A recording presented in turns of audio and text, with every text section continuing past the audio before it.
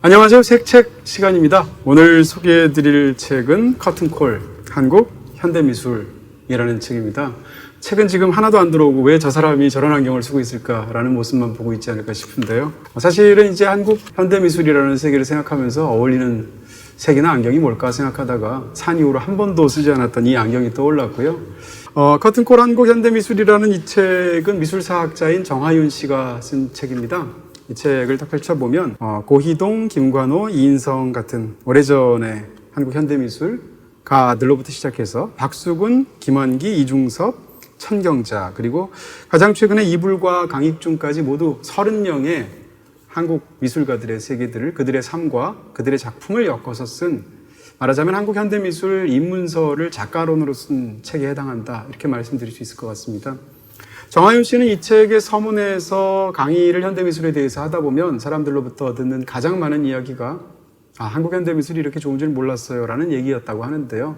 바로 거기서 그 현대미술이 얼마나 더 좋은지, 얼마나 더 많은 사람에게 다가가고 쉽게 설명할 수 있는지에 대해서 본인 스스로가 적극적으로 쓴 책이 바로 이 책이다라는 이야기를 서문에서 밝히고 있습니다. 네, 이렇게 30명의 작가들이 있는데 일단 손에 잡히는 대로 또 관심이 있는, 좋아하는 그런 화가들 위주로 몇 개를 읽어봤습니다. 제일 먼저 읽어본 것은 천경자 화백에 관한 부분이었는데요.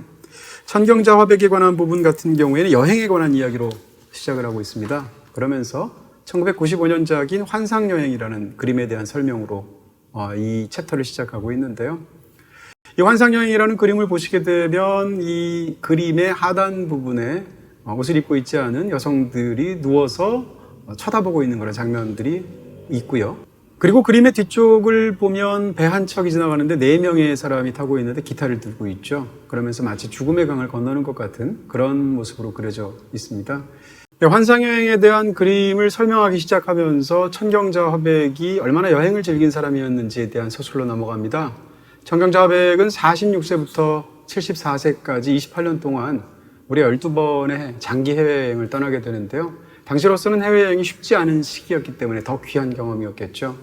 그렇게 해서 타히티, 이탈리아, 영국, 프랑스, 그리고 또 아프리카 같은 경우에 1974년도에 무려 6개월간에 걸쳐서 여러 나라를 다니게 되는데요.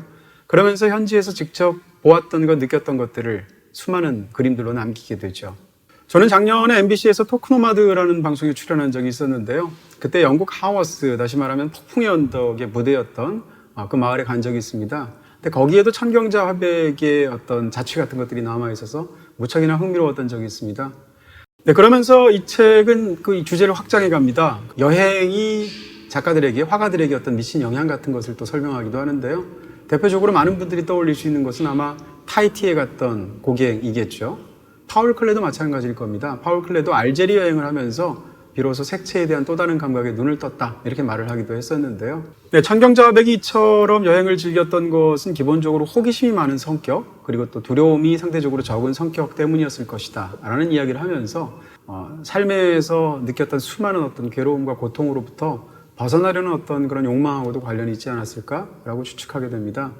많이 알려진 것처럼 천경자 화백의 삶은 파란만장했었는데요. 일단 한국전쟁 때 가장 사랑했던 동생을 중병에서 당시로서는 그렇게 충분한 약이 없었기 때문에 고통 속에서 죽어가는 모습을 고스란히 다 지켜봐야 했던 경험이 너무나 힘들었다라고 훗날 고백한 적이 있었죠.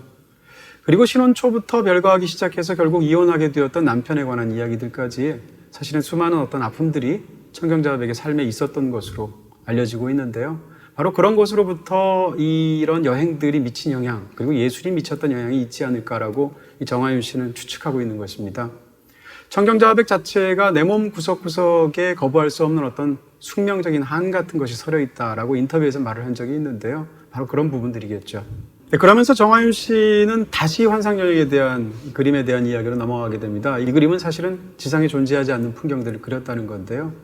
아까 저도 잠깐 그런 인상을 받은 것처럼 어떤 죽음의 풍경 같은 것이 이 환상여행이라는 그림 속에 담겨 있는 게 아닌가라는 추측인 거죠. 저도 이 그림을 보면서 자연스럽게 떠올렸던 어떤 이미지가 있다면 그리스 신화 속의 저승으로 이렇게 사람들을, 망자들을 안내해주는 뱃사공이 있죠. 카론이라고. 그 카론이 바로 그 죽음의 강을 건너는 풍경들 같은 것이 이 윗부분에 있는 것이 아닌가라는 그런 느낌까지 받게 되었는데요. 정하윤 씨는 이 그림에 담겨 있는 굉장한 의지 같은 것을 발견하는 것인데요. 다시 말하면 이 그림의 하단에 크게 그려져 있는 이 나부상들을 보면 벌거벗은 여성들이 누워있음에도 불구하고 뒤에서 마치 그 죽음의 강을 건너는 그 사공들이 부르는 것 같은 그런 부름에 단순히 굴복하는 것이 아니라 눈을 부릅뜨고 바라보면서 그것에 맞서고 있는 것 같은 그런 모습을 보여주고 있다는 것이죠. 바로 이런 그들의 표정 자체가 어떻게 보면 삶에서 있었던 수많은 고통을 거기에 대응해서 스스로가 맞서야겠다고 주먹을 불끈 쥐는 천경자화백의 자화상 같은 것이 아니었겠는가라는 이야기입니다. 그러면서 천경자화백의 그림의 어떤 특질 같은 것도 설명을 하게 되는데요. 유화의 경우에는 밝은색 그리고 진한색 이런 걸 얻으려면 한번 물감을 이렇게 묻혀서 진하게 쭉 그리면 된다는 거죠.